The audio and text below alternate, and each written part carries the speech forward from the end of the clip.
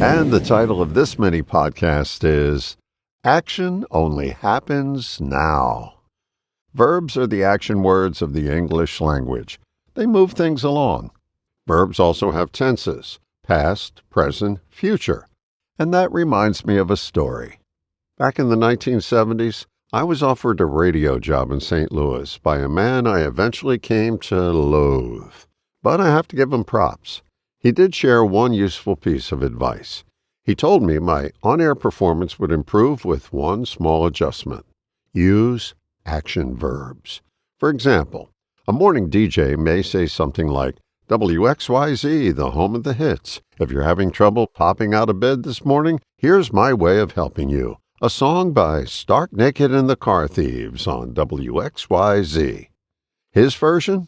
WXYZ, the home of the hits, pops you out of bed and gets you moving. Here's Stark Naked and the Car Thieves on WXYZ. Same idea, fewer words, more motion. Little did I know that was the only helpful piece of information he'd ever offer. But it stuck, because action really only takes place now.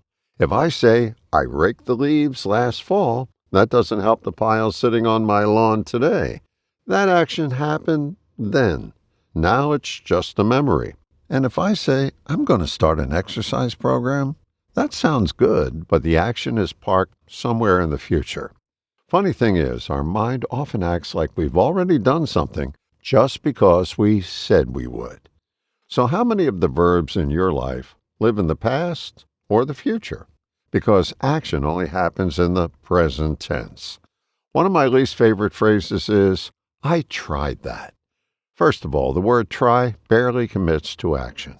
And when I ask a few follow-up questions, I usually discover there wasn't much follow-up at all. Goals don't respond to occasional tries. They respond to consistent action. Think about athletes. The one who only turns it on for the big game usually has a short career. When the physical gifts start to fade, there's nothing underneath. But the athlete who shows up every day, who keeps taking action, often stretches that window of opportunity much longer. So how much hit and miss is showing up in your life? Often it's just a noun waiting for the energy of a verb. Action. After you set a goal, here's a simple practice. Ask yourself one question. What action can I take right now to move towards this desire? Sometimes the answer might be nothing at the moment, but even then the question itself points your mind toward action. Get in the habit of asking it. What action can I take right now?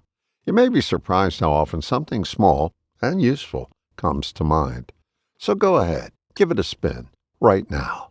What action can I take right now? All the best, John.